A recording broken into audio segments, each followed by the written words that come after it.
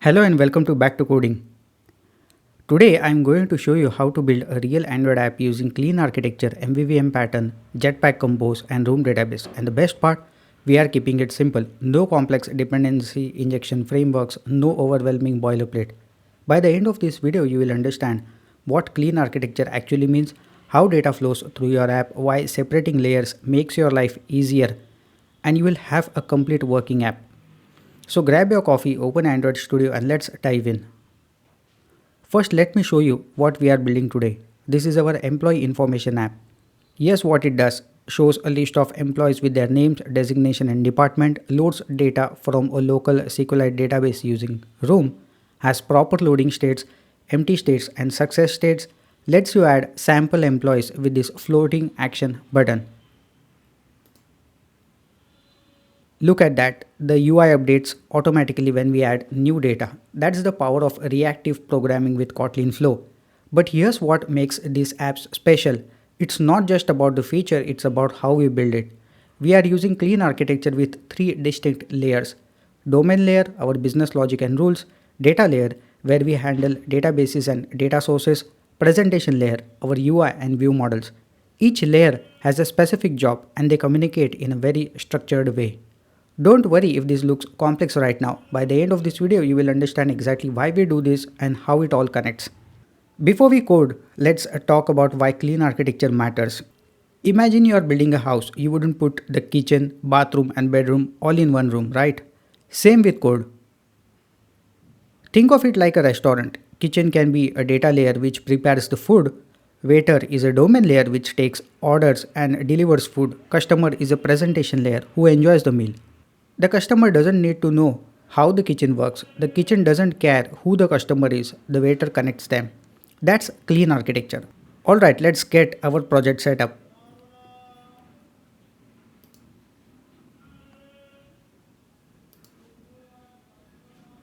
Let's choose empty activity. Name as employee info app.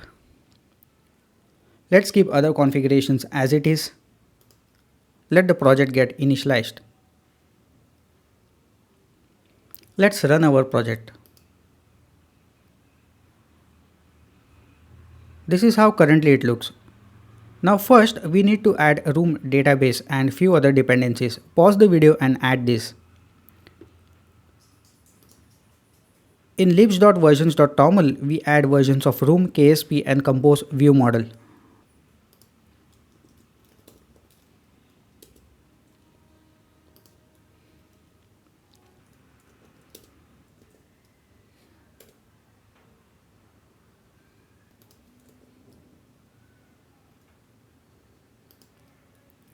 Then in build.gradle.kts root level, let's add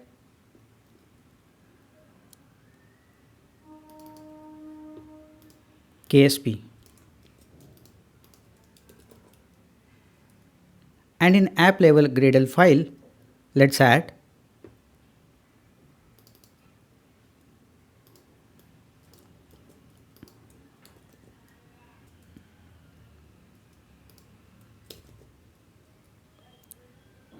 KSP stands for Kotlin symbol processing. It's what Room uses to generate code at compile time. Let's sync now. Great, and now let's structure our package. We create sub packages. Domain, which contains business logic, data, where we will have database implementation, presentation, where view models and UI exists. This structure makes it crystal clear where everything lives. Let's create domain package.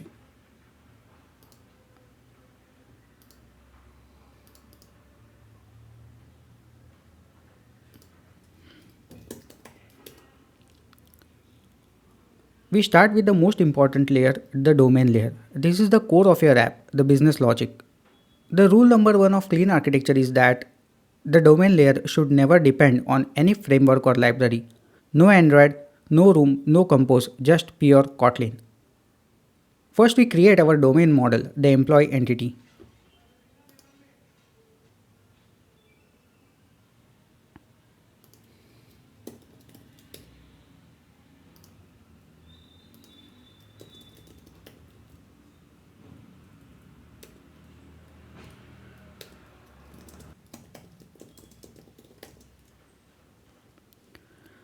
This is just a pure Kotlin data class. Notice no room annotations, no Android imports, just pure business data.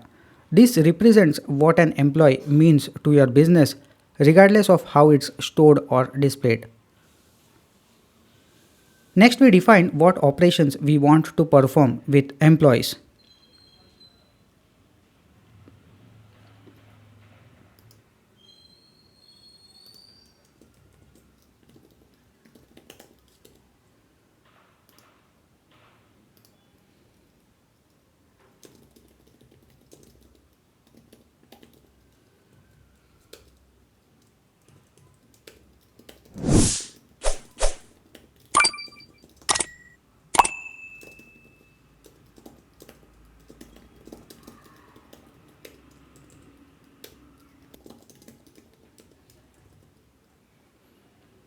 Key points here, it's an interface, not implementation. We use Flow for reactive updates. We use Suspend for async operations. The domain layer says, I need to get employees and insert employees, but it doesn't care how. Database, API, text file, doesn't matter. Now use cases. Think of these as actions your app can perform.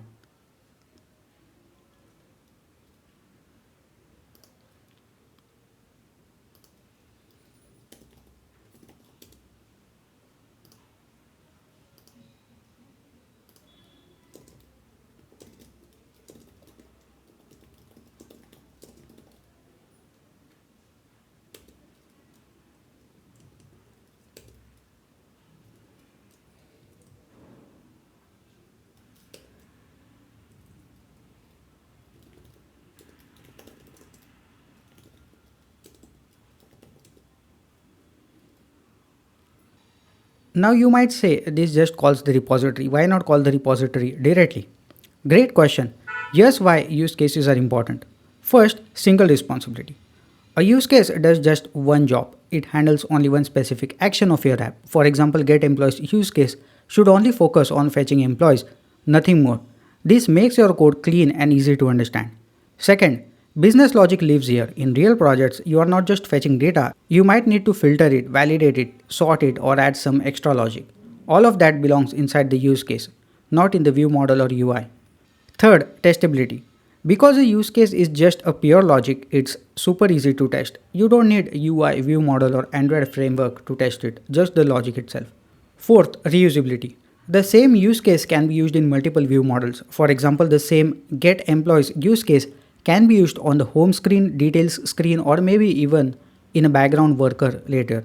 So in short, use cases help us write code that is clean, testable, reusable, and future proof. That's why industry level apps always use them. Let's add one more use case for inserting employees.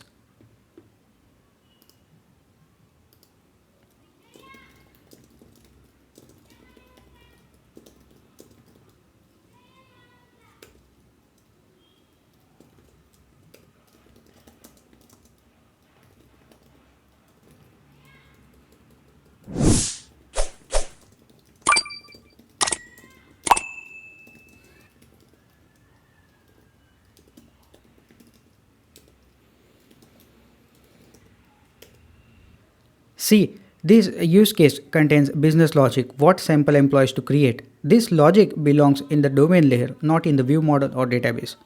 Let's add another use case.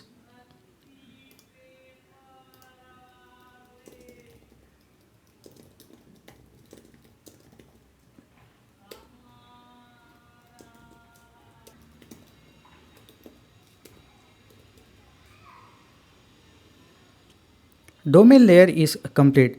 Notice no Android imports, no framework dependencies, pure business logic. Now let's implement the data layer where we actually store and retrieve data.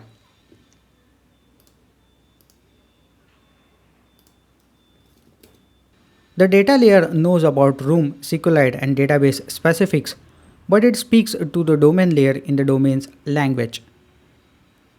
First, let's create our room entity.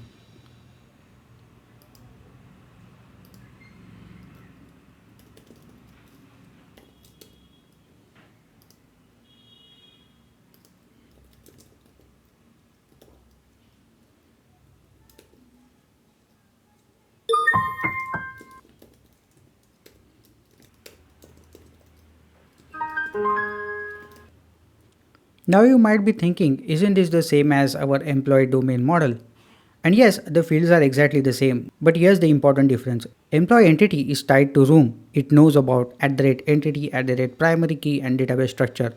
Employee from the domain layer is completely pure Kotlin. It has no idea about databases, room or any framework. So why do we separate them? Because in the future, if we decide to move from a room to Firebase or maybe to a remote API, we only change the data layer. The domain layer stays exactly the same and the UI doesn't break. That's the power of clean architecture. Separation gives us flexibility and scalability.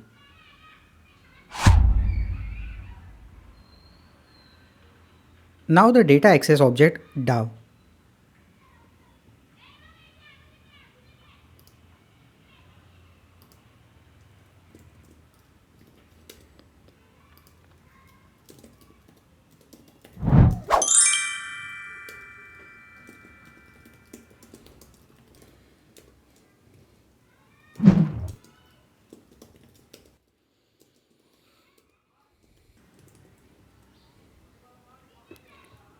So what exactly is a DAO?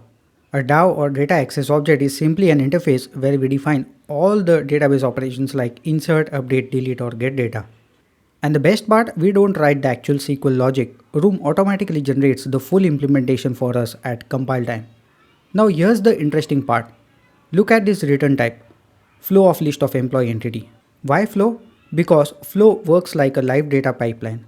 Wherever the database changes, for example you add a new employee, flow automatically emits the updated list to the UI.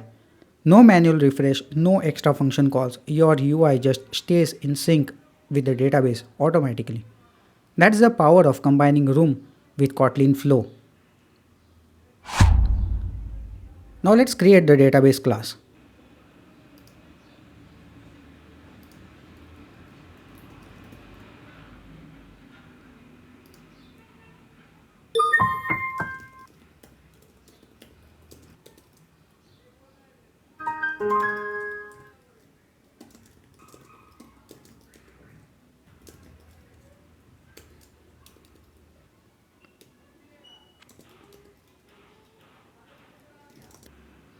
This is the singleton pattern, which basically means we want only one instance of the database in the entire app. Why? Because creating multiple database instances can cause memory leaks, crashes, or inconsistent data. So we make sure only one instance is ever created. Now look at these two keywords, @volatile. This makes sure that if one thread updates the database instance, all other threads immediately see the updated value, no old or cached values. Synchronized. This locks the block of code so that only one thread can create the database at a time. This prevents two threads from accidentally creating two separate database instances. So together, @volatile plus synchronized ensure our room database is thread safe and created only once. That's exactly how a proper singleton should be implemented. Here's something crucial, mappers. They convert between entities and domain models.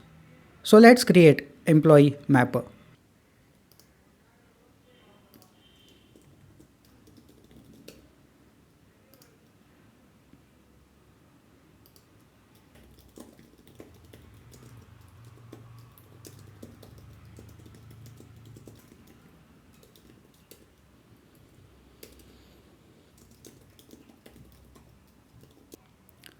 These are extension functions, they make conversion super clean.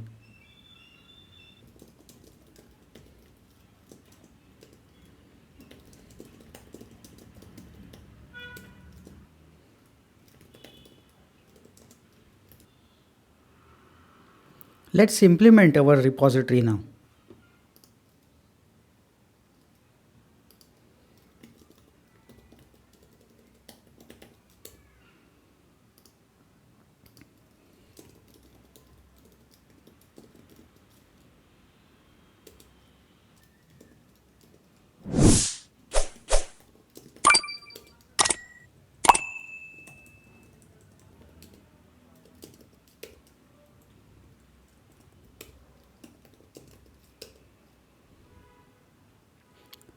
So what's actually happening here?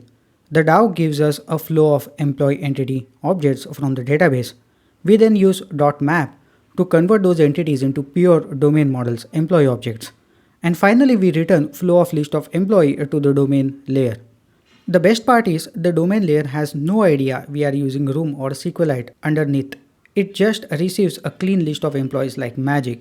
This is the beauty of clean architecture, perfect separation of concerns. And with this, our data layer is complete. Now the fun part, making our app visible with the presentation layer. This layer includes UI state management, view model, Jetpack Compose UI. Before building the view model, we first define all the possible UI states.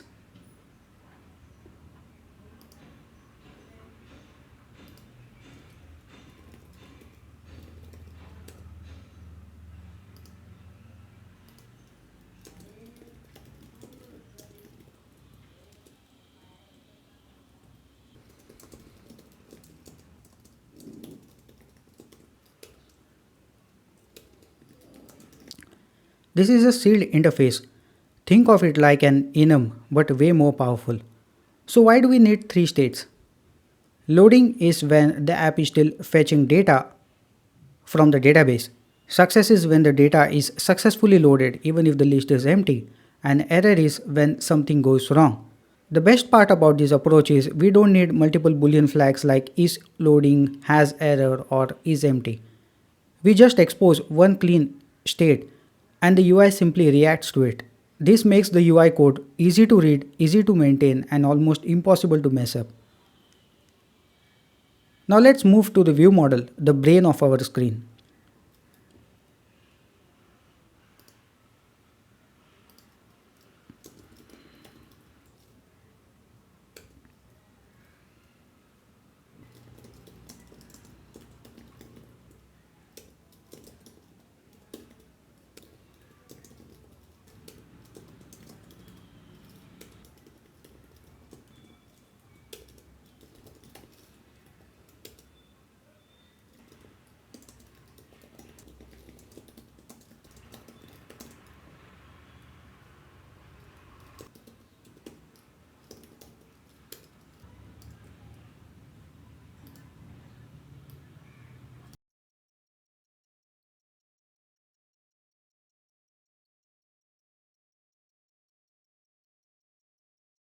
Let me break this down in simple words. We have two things. Underscore UI state, this is private, only the view model can change it. UI state, this is public and read only. The UI can only observe it. This follows encapsulation, the UI cannot accidentally modify the state, it only reacts.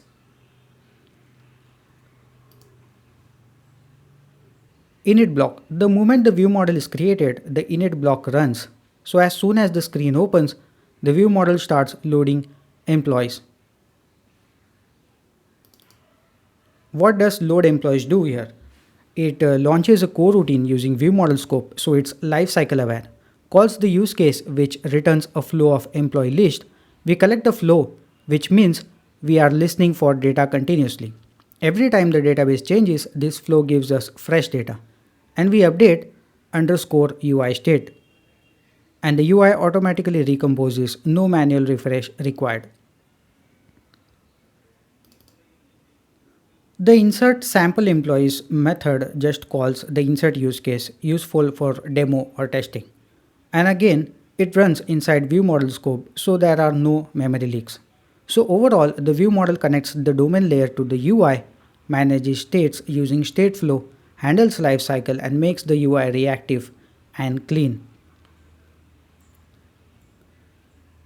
One more thing, the factory. So let's create employee view model factory.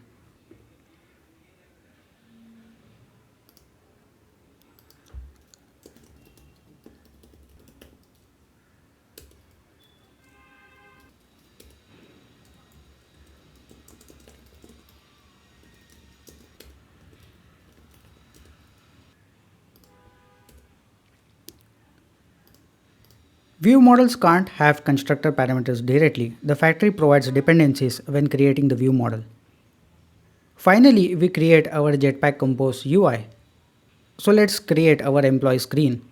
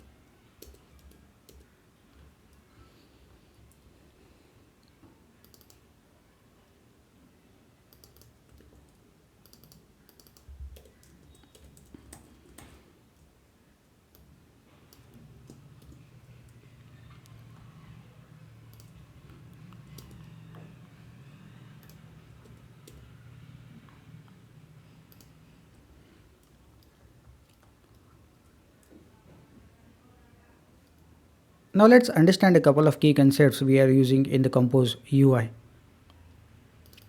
First, collect as state. This function is like a bridge between Flow and Jetpack Compose. It collects data from a flow inside the view model, and the moment the data changes, Compose automatically recomposes the UI. So no need to manually refresh the screen or call notify dataset changed like old days. Compose handles it for us. That's the real magic of collect as state.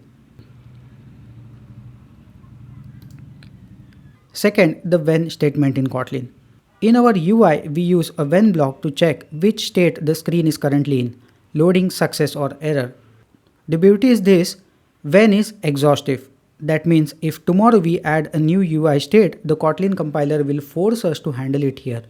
So we can never forget to handle a screen state. The compiler literally reminds us. And that's why collect as state plus when make our UI reactive, safe and future proof.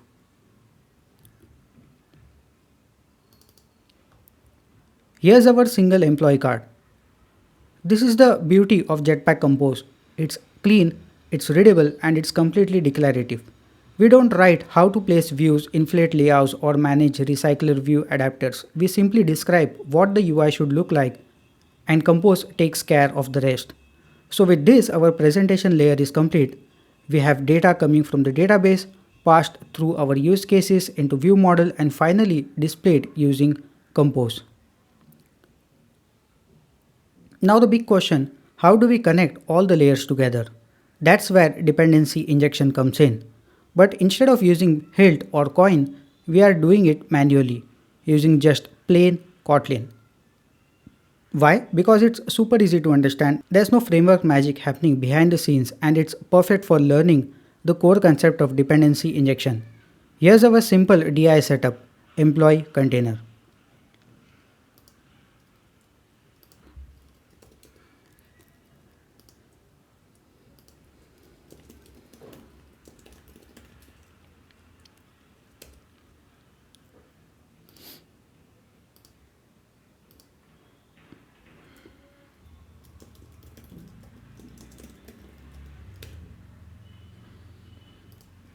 So what's happening here?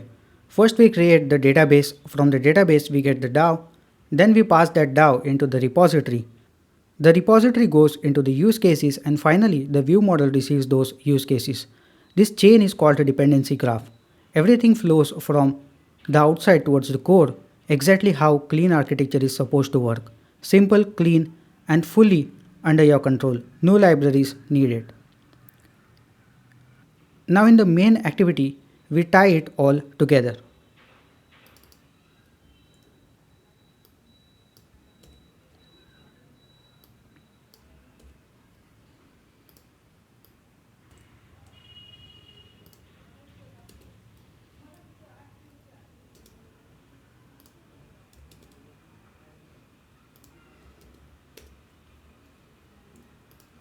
That's it, the app is now connected. Let's run the app.